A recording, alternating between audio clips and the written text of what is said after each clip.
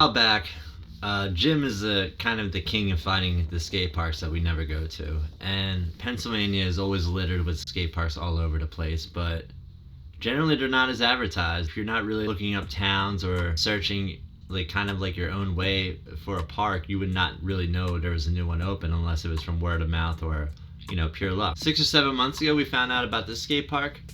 Turns out it's about 110 miles away. It's right outside of Harrisburg. It's in a place called Steelton, Pennsylvania, which is basically a little small town that you would see in the Midwest, right along the Susquehanna River. And for some reason, I think they have one of the best skate parks that might be in Pennsylvania, to be honest with you. Didn't know we live around Philadelphia, and we have a ton of skate parks in the area now. And growing up, we only had really a couple indoor parks or FDR. And now we have tons and tons. But they're more of the same, and you kind of want to seek out like more of a bigger skate park or something more wide open or something that just has maybe even different obstacles. And plus, it's always good to like get out and just travel out to like different parts. I had never heard of Steelton. I've never really skated Harrisburg before, so this is one of my first times going out there. And we went out, we skated in October, and then we had went back, and here I'm going to film some more at the park to show you. And like right as you roll up, it's a parking lot, and then they got like a little skate path where they have a box, and then they have a little handrail, and then they have a ledge that's kind of like comparable to the Whitehall ledge that's in Philly. You roll up some more, and you're like, what? You're first taken back here because you're like, wow, this place is like actually pretty big. And you encounter pretty much two giant bowls as soon as you roll in.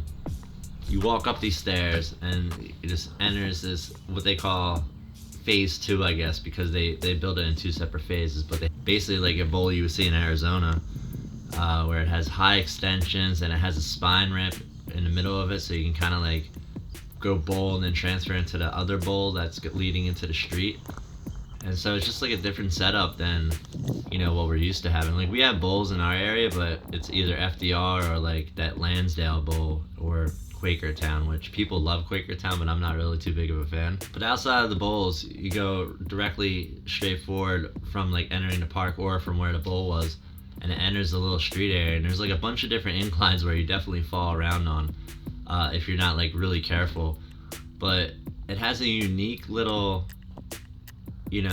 like you can, in a way, you can start that as your launch point. You can kind of go wherever you want to the park. If you go right, you can hit a down ledge and then continue on and hit a little whip and then hit into the red curve thing that I was skating.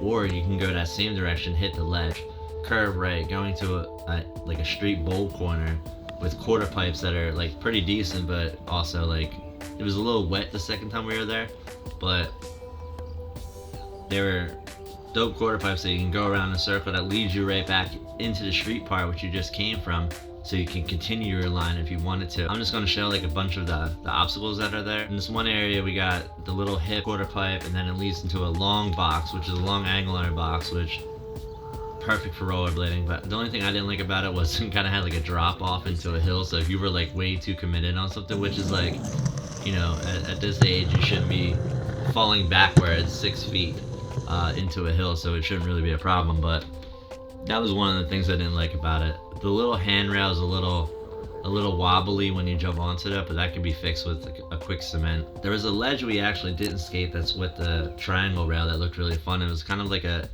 cutout angular and piece ledge, but it kind of went across and down, so you can kind of like do grinding things. But I was skating primarily the bank to red curve that 9 out of 10 I wouldn't skate that at any other skate park, but for some reason it was like gratifying to be able to like topside and get low on it, because it wasn't perfectly like edged for topside, so it was like one of those ones like if you could topside, this was the ledge to like glorify yourself, or like here's the test kind of deal. The last time I came here, I skated the bank to angle iron ledge that's right next to it, that's also leading to another bowl that's right there, which on top of it has this kind of sketchy wooden platform, which I almost died the first minute I got there because I jumped onto it and it was a little wet and I didn't realize it and just slid off. So I don't understand why somebody would put patio deck on top of a skate park, but it is what it is.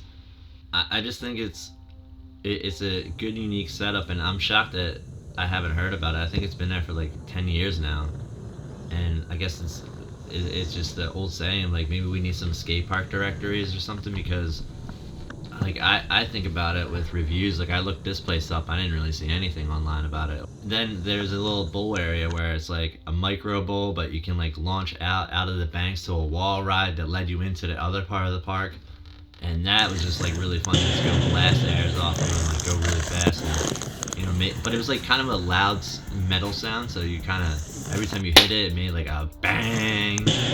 The park with nobody there is like probably like paradise, because you can kind of just have no fear of going continuously around like skating whatever you want and not have to worry about like running into anybody.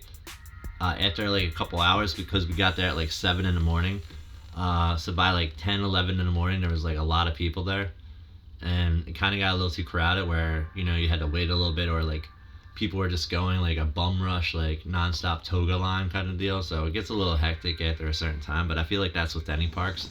I feel like after like being like 25 to 30 years old, you should understand that if you want to go to a skate park on a weekend, that you should probably hit it between 6 and 10 in the morning, because after that it's just a playground or a glorified daycare. The only thing bad about it, the cons, I would say it's way too bright there. Like the way the cement basically radiates off your eyes, because it's kind of high in the mountains, I want to say, and it's blinding if you don't have sunglasses on. Like I was skating up to the red curve when I was doing it at one point, and I had to like kind of like had one eye open like this just to be able to see, and like that's not a smart way to skate, and it's also not really an ideal way you want to skate. And to be honest with you, I would have stayed at the skate park longer if I could have seen it, if I could have just seen out of my eyes, but we decided to go check out another one after that. But Steelton Skatepark, tons of things to grind, good variety. You can do lines pretty much for days, because it's endless. It's not like a Philly park where it drops in on one side, it goes into cobblestone at the end of the ledge, or goes into a fence, or has no way to come back to the other way. For the most part, this park,